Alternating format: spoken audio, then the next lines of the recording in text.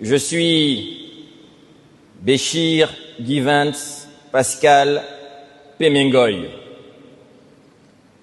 Et en hommage au docteur Carl Lust Donald Kabangoy, je souhaiterais décliner en quelques mots les différentes dimensions de l'homme qu'il était.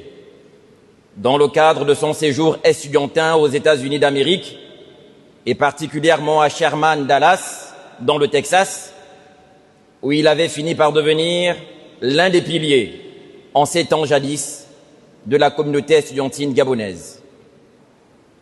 Nous étions tous deux jeunes étudiants dans cette contrée d'Amérique du Nord, loin de nos très chers parents, avec l'envie de réussir et de les rendre fiers.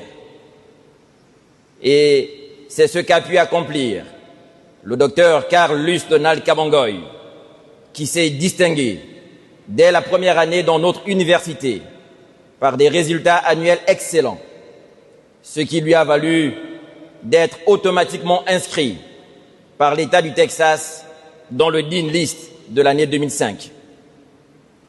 Le Dean List aux États-Unis est un classement annuel élaboré par le ministère américain de l'Éducation nationale, classement au sein duquel on sélectionne 1% des meilleurs étudiants de tous les 51 États des États-Unis, et ce, sur la base d'une moyenne à partir de 18 sur 20, 19 sur 20 et 20 sur 20. Ce classement est publié chaque année. Dans notre université de Grayson County College, Carl était le seul noir, le seul Gabonais à figurer dans ce classement pour le compte de l'année 2005. Il a fait notre fierté cette année-là pour avoir gravé son nom parmi les plus belles intelligences de cette partie du globe. Mais pas seulement qu'en 2005. Alors que d'aucuns auraient pu penser que ses performances en 2005 seraient un coup du hasard ou de la bonne chance, à la surprise de tout le monde, il a rebissé les mêmes performances au titre des années 2006, 2007, 2008, 2009 et 2010. Ce, même quand il changea d'établissement pour se retrouver à l'université d'Austin College ou encore en Floride. Son nom a figuré tout le long de son parcours dans ce classement. Son parcours universitaire n'a été semé que de distinctions honorifiques. Le docteur Carl Lust Donald Kabangoy était un perfectionniste, doté d'une vision. Il n'aimait pas l'échec. Il était féru du travail bien fait. Et il avait pour devise celle du philosophe français Auguste Comte, je cite, « Savoir pour prévoir afin de pouvoir ». D'ailleurs, en deuxième année, il a dû quitter son appartement pour intégrer le campus universitaire, parce que, me disait-il, il avait besoin d'être en osmose avec les savoirs, enraciné dans un territoire estudiantin, moléculaire et participatif, loin de toute autre forme de distraction. Pendant que beaucoup d'étudiants souhaitaient quitter le campus pour aller dans des appartements afin d'être beaucoup plus autonomes, lui, Carl, fera le sens inverse. Il quitta son appartement pour le campus et passa son temps dans les salles d'études, concentré sur ses travaux universitaires, consacrés à la recherche, à la lecture, à la littérature, à l'écriture et à la poésie.